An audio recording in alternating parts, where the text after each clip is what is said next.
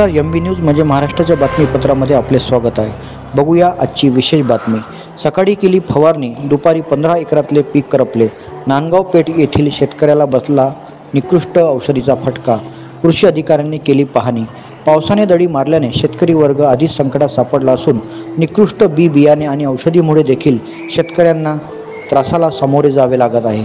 अशातच नांदगाव पेठ येथील एका शेतकऱ्याने निकृष्ट औषधी फवारल्याने चक्क 15 एकर शेतीमधील पिके करपण्याचा प्रकार गुरुवारी घडला।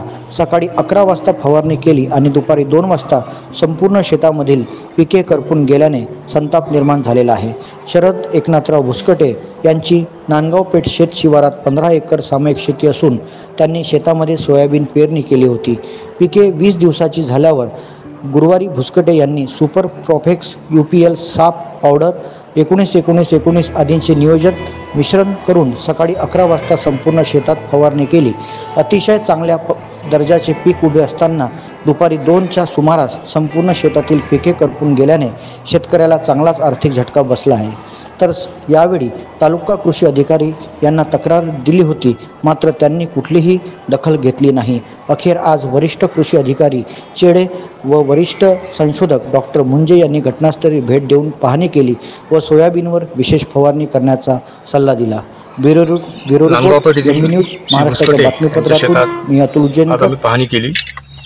फवारणीमुळे नुकसान झालेल्या संदर्भात त्यांची तक्रार होती। त्या संदर्भात आम्ही पूर्ण चौकशी केल्यानंतर अशी दिसून आलेले आहे की शेतकऱ्यांनी सोयाबीनची पीक 15 दिवसाची असतानाच साफ आणि प्रोफेक्स सुपर आणि 19-19चा फवारा घेतला।